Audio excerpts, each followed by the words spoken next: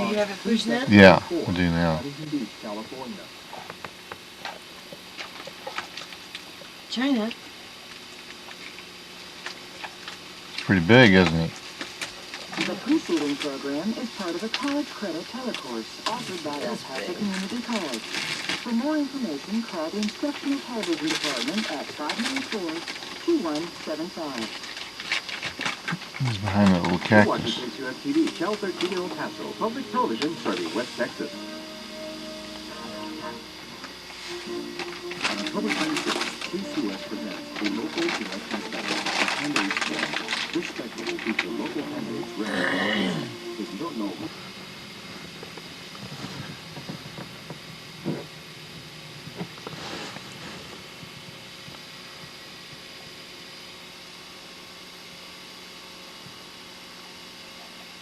What are you recording now? Me? Mm-hmm. I'm trying to get that roadrunner because I don't know if I got it earlier when he was closer. So he's up on that rock. There he goes. Just waiting for him to take off real fast. This is October 23rd, 1994, on Sunday. And I'm standing on top of the motorhome trying to get a picture, the general layout of this Pancho Villa State Park and Columbus, New Mexico in the background. And this is the town that Pancho Villa attacked when General Pershing followed him back into Mexico.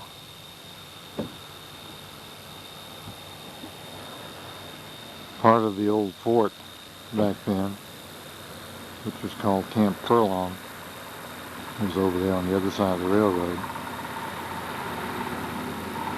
We're going to tour that later. Right over in there, across the highway, is where the Army's very first airfield was. General Pershing developed that when he went after Pancho Villa into Mexico. Right over in there. The mountains in the background are in Mexico.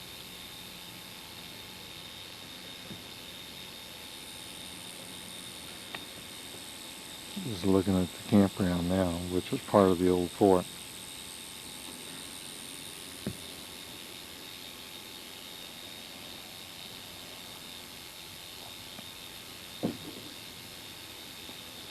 Right through there is where we saw that roadrunner earlier today. Pancho Villa, when he attacked, came from the west back just beyond where you see that mobile home where he first staged his attack, and came around that way into this part of the fort.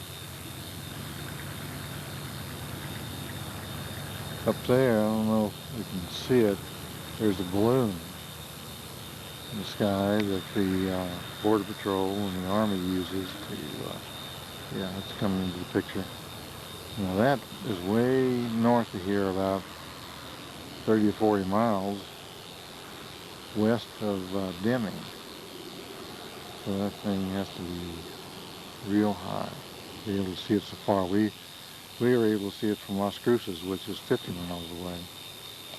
Of course, out here the visibility is so good, you can see mountain ranges that far away. We got covered, made a full circle here. The headquarters is right in there.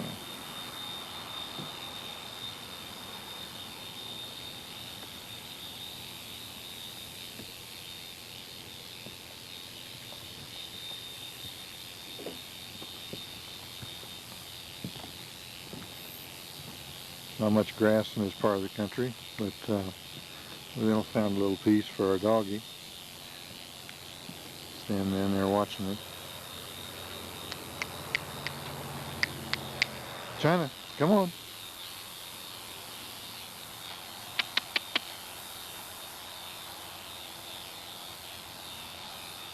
I think she's puzzled.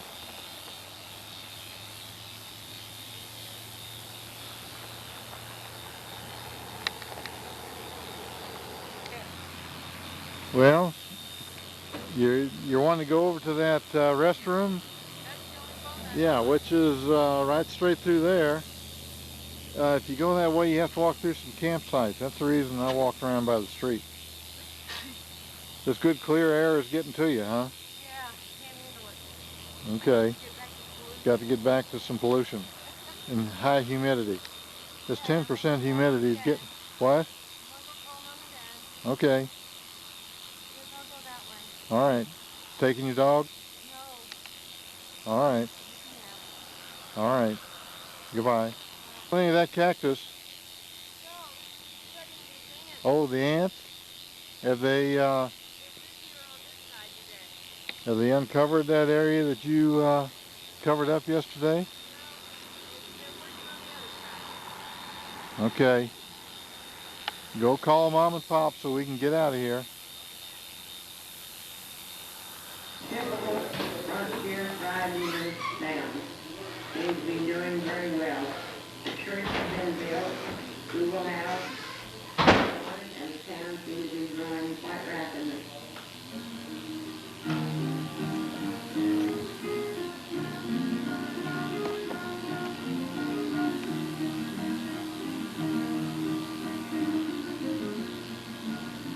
In the morning darkness of March 9th, 1915, Mexican revolutionary Pancho and a band of 500 guerrillas crossed the Mexican border riding toward Columbus. Diaz's surprise attack on this sweeping New Mexico town and its military outposts would be the last major invasion of the continental United States by a foreign armed force.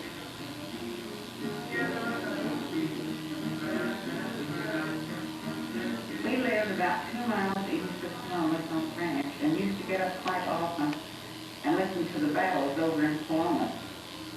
Well, Daddy heard the shooting and he said, jump up, let's go listen to the battle. We went outside and he saw this town burning. He said, oh my gosh, it's in Columbus. My grandparents lived on Lima Street and they were waking about 4 o'clock in the morning with some noise and they got up and looked and these were marching down the street saying, La Cucaracha. They also came into town by the old railroad track and on into town to do their looting and burning. They started shooting and tried to set fire to the house across from Grandma's and Grandpa. Mr. Page lived there. He got his family out, but he stayed. If they would set a fire, he would run around and put it out. That way he saved his house. And they never did get him. About 4:30 in the morning, my parents were awakened by gunshots. And these just saying, Viva Villa, Viva Mexico. And the D's were sick around the house. And their bullets sounded like hail on the roof. Shortly after this, my parents could see flames near the depot. They then decided it's best to leave the house because they thought everything would be burned.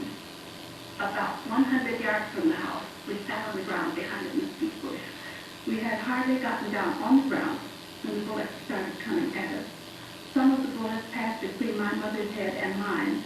They finally stopped shooting at us, probably thinking we were dead. I guess it just wasn't our time. The Rick was the custom victim, and he and his family lived in the old custom house. The Deistas were all around it. Mrs. Riggs took their 2 babies and got under the bed. The youngest child was only a few weeks old, and Mrs. Riggs put the corner of a pillow slit in her mouth so she couldn't cry and let the Mexicans know where they were hiding. My father was W.T. Ritchie, who owned and operated a commercial hotel in Columbus. And between 3:30 and 4, I was awakened by the sound of bullets hitting our 2-story frame hotel.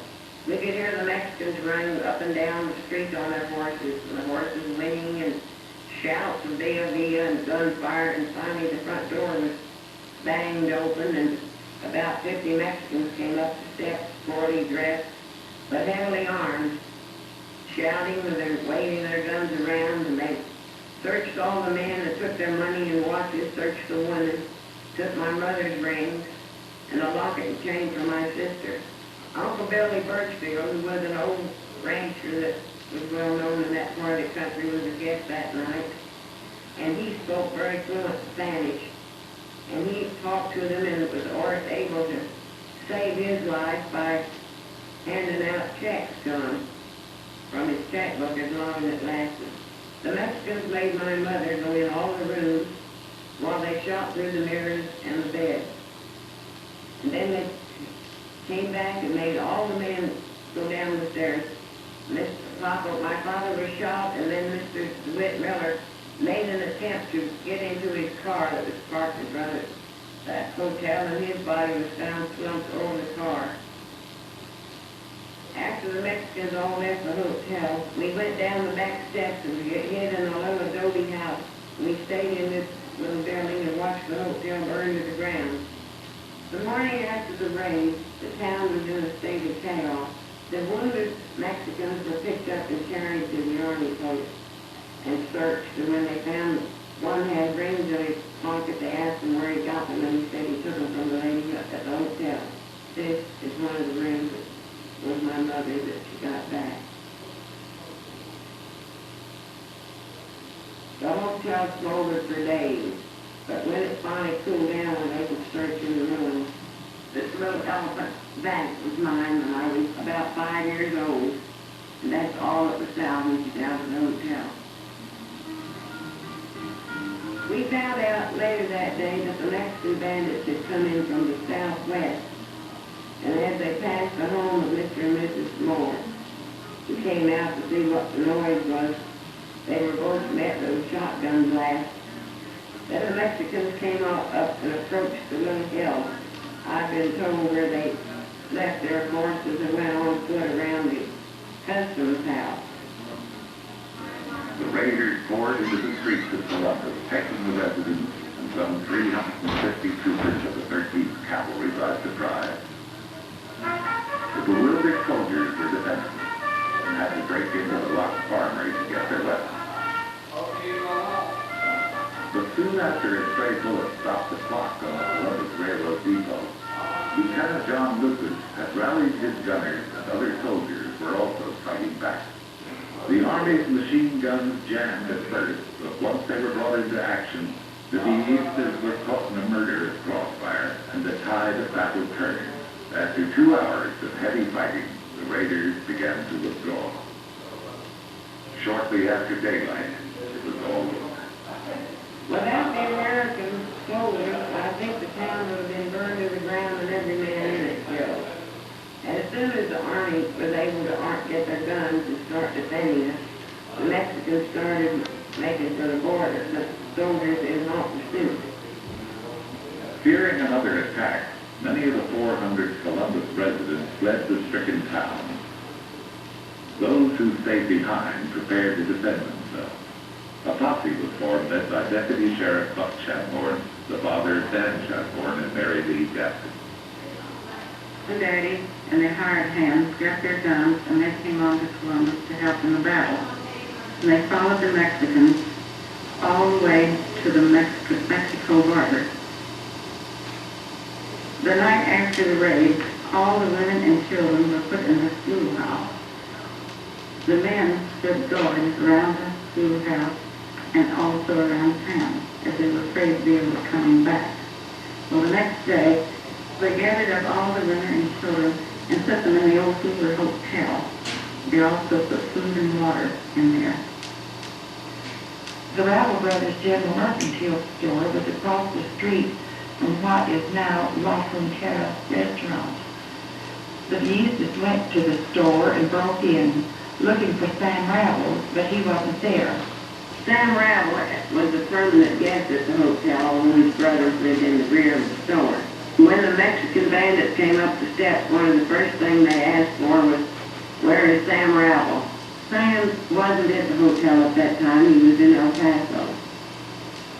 There's been a lot of people wondering whatever caused the raid. One version is that Sam Rattle had sold ammunition to the bandits and had taken the money and never delivered the guns. But that has never been positively proven. And I don't think the truth will ever be known. It has been suggested that the Germans instigated the attack to keep America busy at home and out of World War I, or that the U.S. government inspired the raid to create an excuse to invade Mexico. According to some accounts, Pancho Villa wasn't even at Columbus. I think Villa was with that bunch of men all right, but I don't think he came into town. He probably stayed down by the line 3 miles away.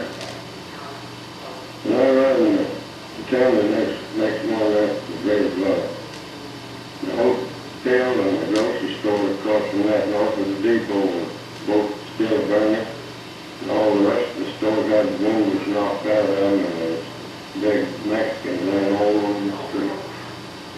Villa had lost quite a few men. The army soldiers hooked up their tents and wagons and pulled the dead Mexicans out east of town and through the north and burnt them. They used oak wood and coal. There were Mexicans, so there were more Mexicans, and there was a stack 8 or 10 foot high and another smaller one. The Columbus raid took 108 lives. 8 soldiers died in the fighting, and their caskets were ceremoniously shipped home. 10 U.S. civilians were also killed, along with 90 Mexican raiders. 6 of the thieves captured at Columbus were subsequently tried and hanged for their part in the attack.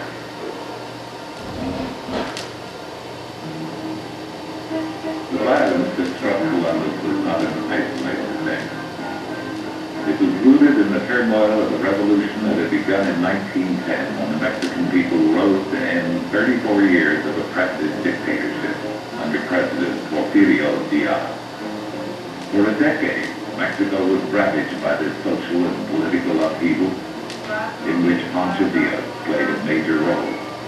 Villa, whose real name was Borroteo Arango, was born in 1878, and his family suffered under the Diaz regime. Outlawed as a teenager, he assumed the name of a famous 19th century bandit named Francisco Villa. The outlaw light sharpened Villa's natural abilities as a leader and guerrilla fighter, and when the Mexican Revolution exploded, he rallied to the cause of Francisco Madero, who succeeded Diaz in 1911. Madero's assassination 16 months later plunged Mexico into a long and bitter struggle, as numerous revolutionary factions raised troops and fought for control of the country.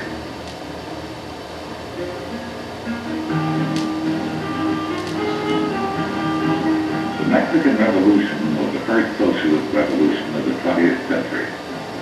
Its peasant soldiers lived off the land and created their own marching songs like Cuatro Milpas, La Cucaracha, and many more.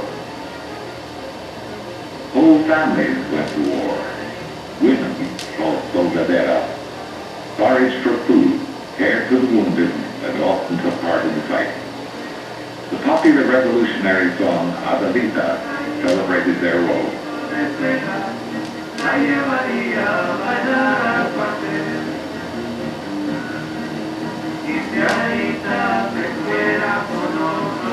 Trains became weapons of war. Freight cars carried soldiers, cabooses were command posts. Locomotives ripped up tracks to block pursuit.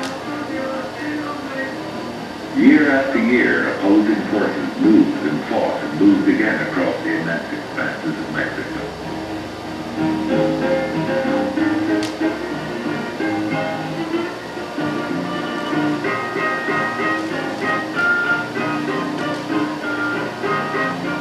Photojournalism came into its own in the Mexican Revolution.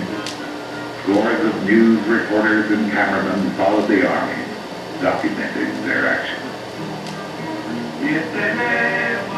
The Lion of the North fashioned his guerrilla followers into the most awesome striking force of the revolution. Because of his superb horsemanship, Villa was also called the Centaur of the North, and the song told of Siete Leguas, his legendary mount.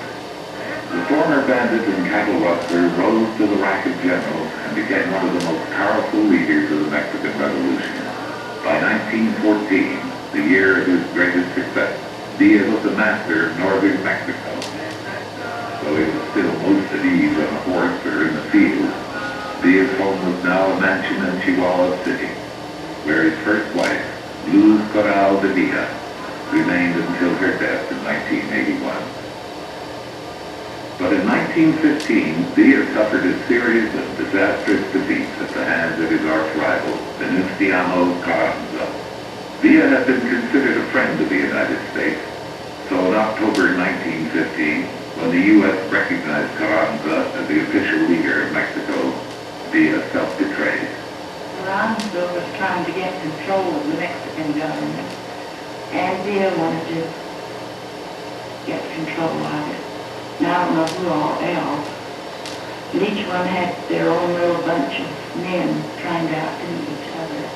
Anyway, in 1915, Carranza wanted to get his troops over to Agua Prieta, just across from Douglas, Arizona.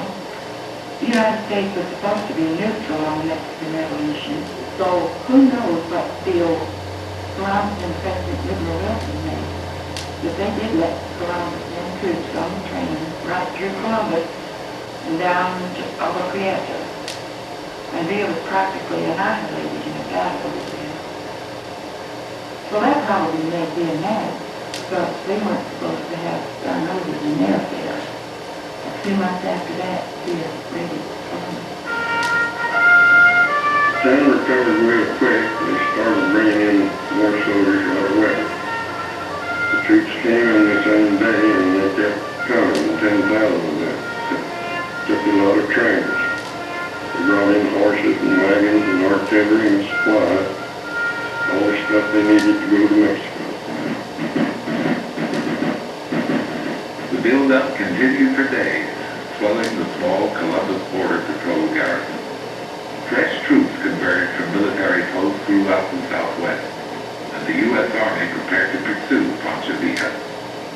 Led by General John Pershing, who would soon command the American Expeditionary Force in France during World War I, the punitive expedition marched south from Columbus on March 16, 1916, a week after Villa's attack. Pershing and Villa had once been on friendlier terms and posed together in 1914, with the young Lieutenant George Patton looking over Pershing's shoulder. Now Pershing was ordered to hunt Villa down.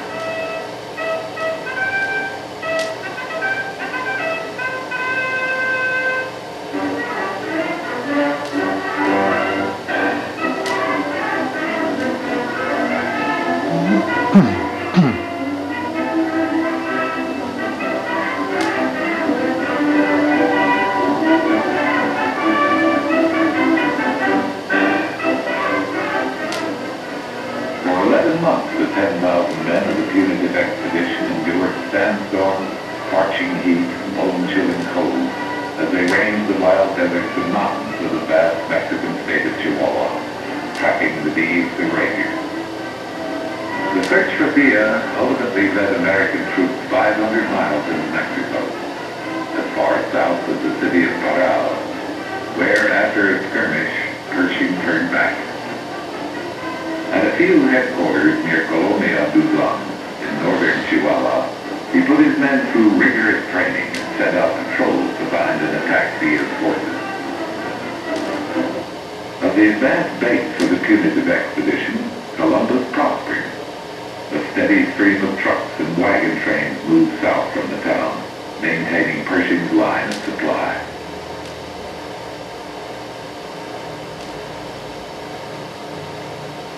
Before the raid, the army camp was on the east side of the Mexican highway, and the cavalry stables were southeast of the depot. The soldiers lived in tents before the raid. Then they built warehouses and barracks for themselves, and it grew so fast, it just filled up real fast on the land where the Pancho Villa State Park is now. The punitive expedition was the last true cavalry action mounted by the U.S. Army, and it was the first U.S. military operation to employ motorized vehicles. Even Blackjack Pershing, veteran cavalryman, traded his horse for a stat car. The U.S. Army's transition to modern methods of war was underway, though fuel for these newfangled machines often had to be packed on mules. For the first time, airplanes were used for reconnaissance and courier duty. Columbus became the first U.S. Army air base for planes used in combat conditions. There was a landing field right southeast of town, and they had those biplanes in there. They were called Denny's, and they weren't too maneuverable. When they got down to Mexico where the troops were, they say that sometimes they couldn't get enough altitude to get over the little mountains. Deep in Mexico, the punitive expedition clashed a dozen times with hostile Mexican forces, bringing the United States and Mexico to the brink of full-scale war. The expedition's most costly battle occurred on June 21st, 1916 at the village of Carizal, where the U.S. 10th Cavalry suffered over 40 casualties, and the American commander, Captain Charles T. Boyd, was killed.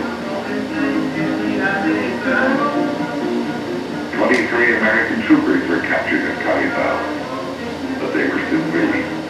The U.S. in turn captured the Eastas who had been involved in the Columbus raid. But Pancho, the wily and charismatic Korean chieftain, was never caught. He was moving faster than we were. It took a long time to get our outfit moving, but it didn't take them long. They just saddled up their horses and was ready to go. You can't catch them dying guys the way our soldiers moved them. Them Mexicans, they'd ride all night and just reach back and get a piece of jerky and keep on riding. And of course, they knew the country. I'd say the expedition accomplished a great deal there. I would say they figured out catching them when they went down there. So like a bump back, bump there and hope you don't find it. But the punitive expedition did succeed in scattering the Easta forces that had attacked Columbus. Pershing perfected new techniques of war and produced a seasoned battle force that would soon see action in World War I. After nearly a year in Mexico, the punitive expedition returned to Columbus on February 5th, 1917.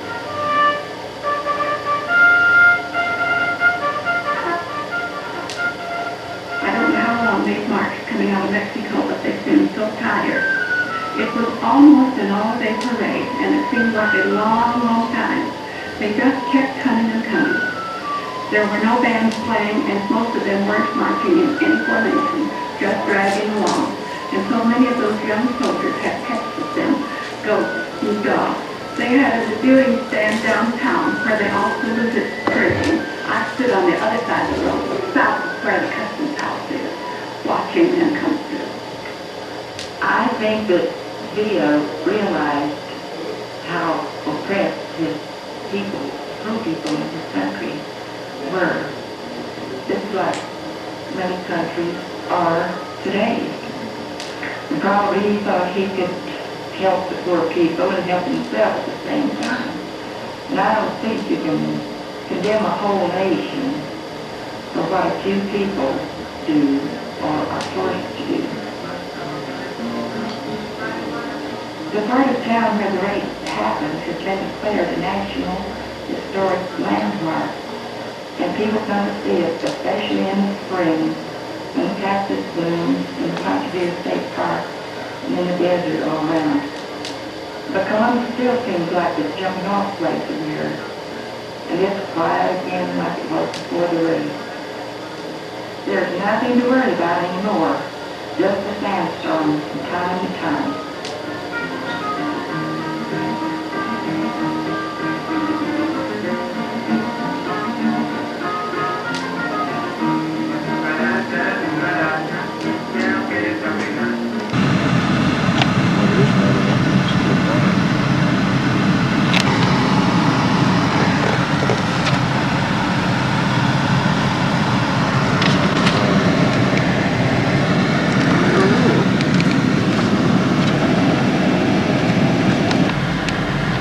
is Coots Hill. It's an observation point, wasn't it?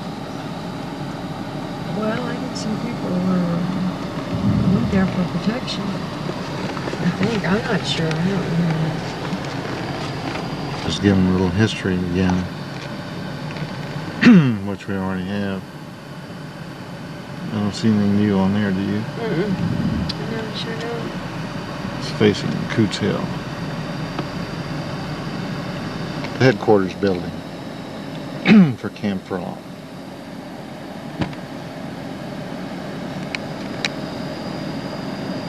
It was the first grease rack installed by the United States Army.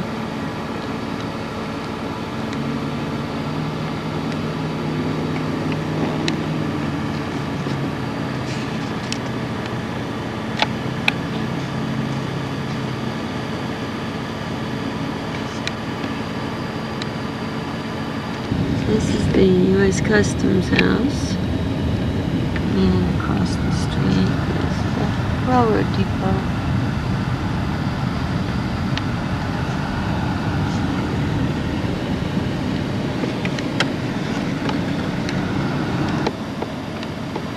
Somebody's been living there. The railroad depot.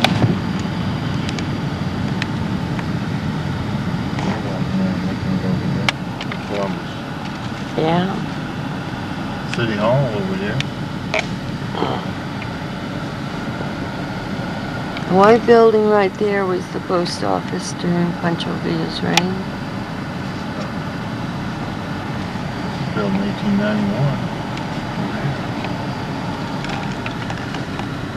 1891.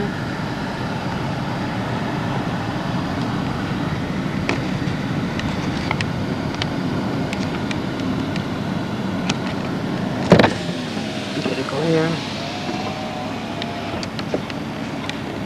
Okay. This is the Columbus Police Department.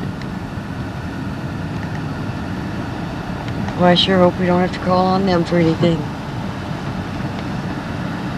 Our department's better than your police department. I was voluntary.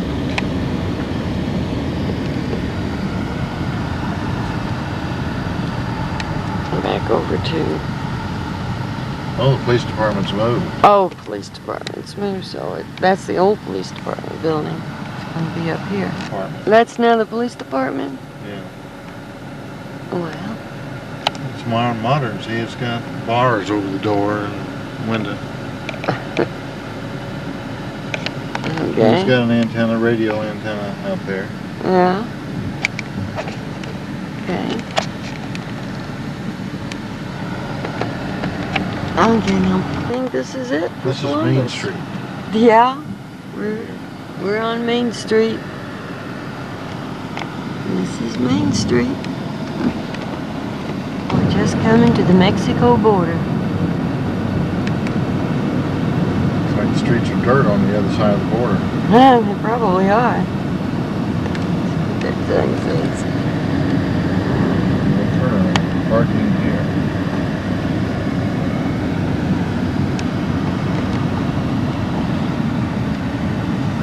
It's Mexico over there.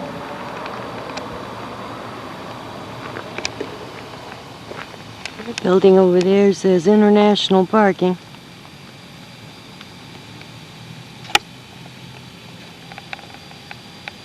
It's like a parking lot over there. Old junk vehicle. Hear a rooster. Yeah, I hear a Mexican rooster. Sounds almost the same, doesn't it? What was that? The language sounds almost the same, the Mexican rooster with American rooster. Yes. And that sign says, Welcome to the United States of America.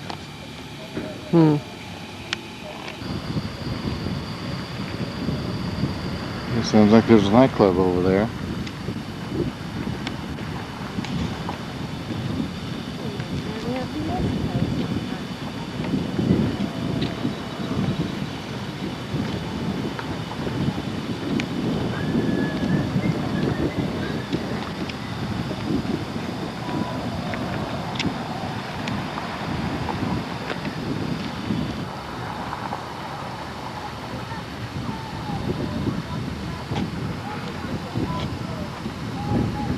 U.S. Mexico, isn't it?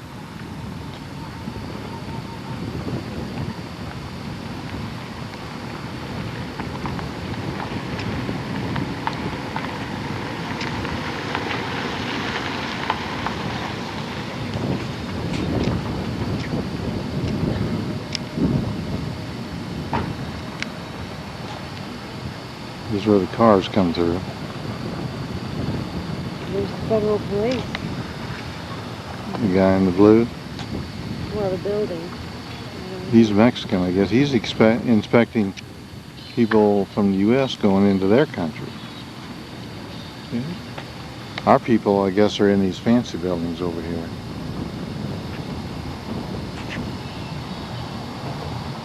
After this truck comes, and you get in the middle of the street and video down there. The street looks pretty rough and dusty over there. You can get a better view of it. We're going to take a walk over there.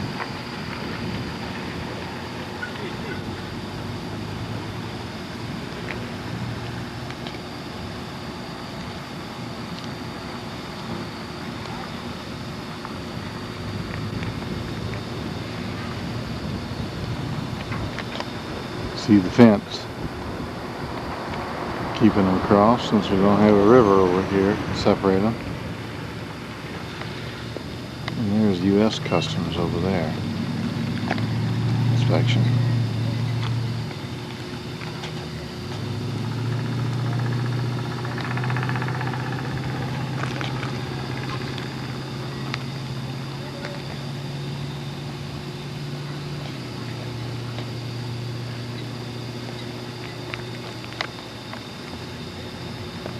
That fence doesn't look very secure, does it? No, I don't think It's very tall. Well, I don't know. It's got that barbed wire over the top. No razor wire. Another slight angle. At least it's a divided street.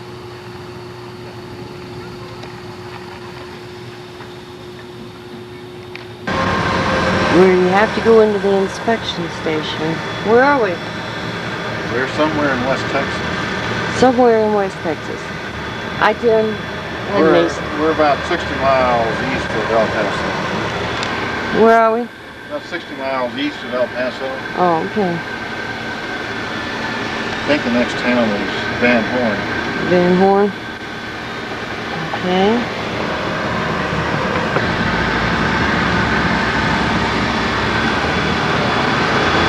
Well, Guess we don't look suspicious. we didn't get stopped.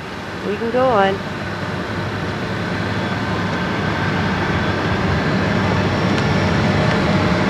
Evidently we don't look suspicious.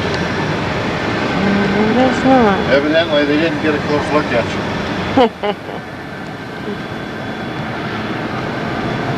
Am I suspicious looking? Evidently they didn't see you hiding behind that camera, or they stopped us for sure. For sure. Okay.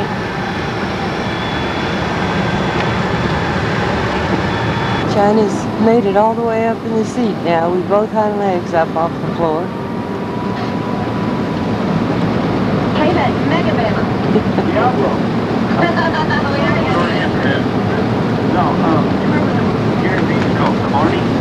Yeah, I do. I have every video store and they have called the store that nobody even has a copy. Half of them never even heard of it. And I've debated my girlfriend and my friends for years. Staying up at least half the seat.